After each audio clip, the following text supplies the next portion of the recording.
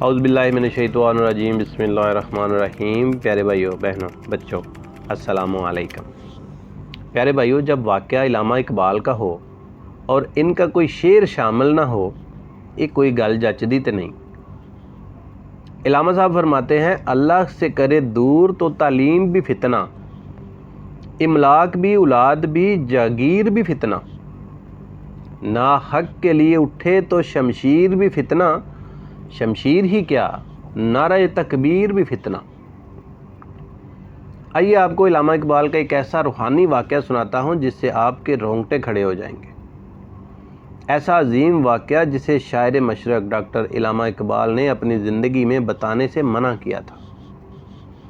علامہ اقبال کے ہاں ایک خادم، ایک خدمت گزار تھے، میاں علی بخش۔ علامہ اقبال کے ہاں ایک ایسا ناقابل فراموش واقعہ پیش آیا جسے علی بخش پوری عمر یاد کرتے رہے اور سوچتے رہے کہ یہ کیا تھا۔ گجرانوالہ کے ایک بزرگ علی بخش کے پاس آئے اور کہا، انہیں علامہ صاحب کی زندگی کے کچھ واقعات بتائیں۔ علی بخش نے جواب دیا، میں جو بھی علامہ صاحب کے بارے میں جانتا تھا سب کچھ بتا چکا ہوں، اب کوئی بات باقی نہیں رہی جو میں نے دنیا کو نہیں بتائی۔ جب اس بزرگ نے اصرار کیا تو علی بخش نے کہا، ہاں ایک واقعہ ایسا ہے جو پیش آیا مگر علامہ اقبال نے اس کی تفصیلات مجھے نہیں بتائی تھیں۔ ایک دن علامہ صاحب میری خدمت سے بہت خوش تھے اور مجھے کہا، علی بخش بتاؤ تمہیں کیا دوں کہ تم خوش ہو جاؤ۔ میں نے جواب دیا، ایک رات آپ کے ساتھ بڑا عجیب معاملہ پیش آیا تھا اور میں نے اس کے بارے میں آپ سے سوال کیا تھا، آپ نے بتانے سے انکار کر دیا تھا، اگر مناسب سمجھے تو وہ بتا دیں۔ علامہ صاحب نے فرمایا، اچھا بتا دیتا ہوں مگر اس شرط کے ساتھ کہ میری زندگی میں کسی کو نہ بتانا، البتہ میری زندگی کے بعد بتا سکتے ہو۔ وہ واقعہ اس طرح ہے کہ ایک روز آدھی رات کو علامہ اقبال بستر پر لیٹے ہوئے تھے اور بے حد بے چین اور مضطرب تھے، دائیں بائیں کرمٹیں بدل رہے تھے۔ ایک دم آپ اٹھ کھڑے ہوئے اور کوٹھی جو مکلور روڈ لاہور میں واقع تھی اس کے دروازے کی طرف گئے۔ میں بھی پیچھے چلا گیا۔ اتنے میں ایک پر نور بزرگ اندر داخل ہوئے۔ ان کا لباس نہایت خوبصورت اور سفید تھا۔ انہیں آپ اندر لے آئے اور پلنگ پر بٹھا دیا اور خود نیچے بیٹھ کر بزرگ کے پاؤں دبانے لگے۔ اس دوران علامہ صاحب نے ان سے پوچھا کہ آپ کے لیے کیا لاؤں، کیا پئیں گے؟ انہوں نے جواب دیا کہ دہی کی لسی بنا کر پلا دو۔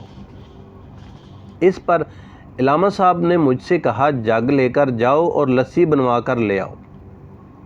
میں حیران تھا کہ اس وقت لسی کہاں سے حاصل کروں گا؟ بھاٹی گیٹ جاؤں یا اسٹیشن پر جاؤں، کس جگہ سے اس وقت لسی ملے گی؟ جو ہی میں کوٹھی سے باہر نکلا تو کیا دیکھتا ہوں، کوٹھی کے سامنے ایک بازار دکھائی دیتا ہے جو میں نے پہلے کبھی نہیں دیکھا تھا۔ بازار میں مجھے ایک لسی والے کی دکان کھلی نظر آتی ہے آدھی رات کو۔ اس کے پاس گیا اور اسے کہا، مجھے جگ میں لسی بنا کر دے دو۔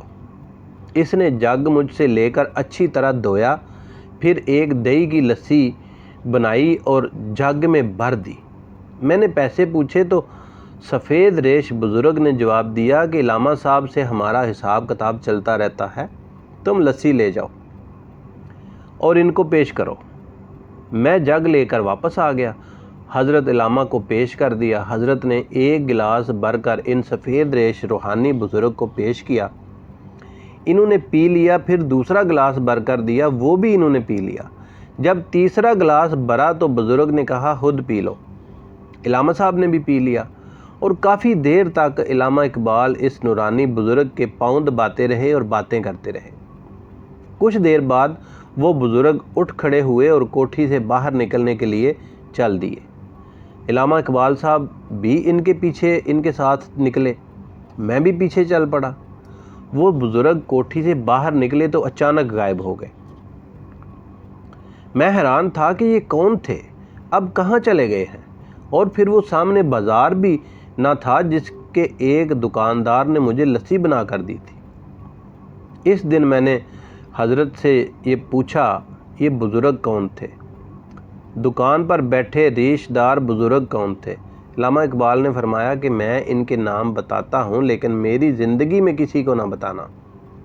جو بزرگ کوٹھی میں تشریف لائے اور لسی پی وہ خواجہ معین الدین چشتی اجمیری تھے، اور جس بزرگ نے لسی بنا کر دی وہ داتا گنج بخش علی حجویری تھے۔ سبحان اللہ۔ اللہ کے ولیوں کے ایسے واقعات بے شمار ہیں۔ اللہ کے ولی جنہوں نے اللہ کو راضی کیا، اللہ سے محبت کی ہے، ان کے لیے یہ بہت چھوٹی باتیں ہیں۔ اللہ پاک سے دعا ہے کہ اللہ تعالیٰ علامہ اقبال کی قبر پر کروڑوں رحمتیں نازل فرمائے، اور ہمارے ناظرین، یہ ویڈیو دیکھنے والے دوست احباب کو اللہ پاک ہمیشہ شاد اور آباد رکھے، آمین۔ اگر آپ کو ویڈیو اچھی لگی ہے تو یار ایک پیارا سا کمنٹ کر دیں، ویڈیو کو لائک کر دیں، اور چینل کو ابھی تک سبسکرائب نہیں کیا تو کر لیں۔ ویڈیو دیکھنے کا بہت شکریہ۔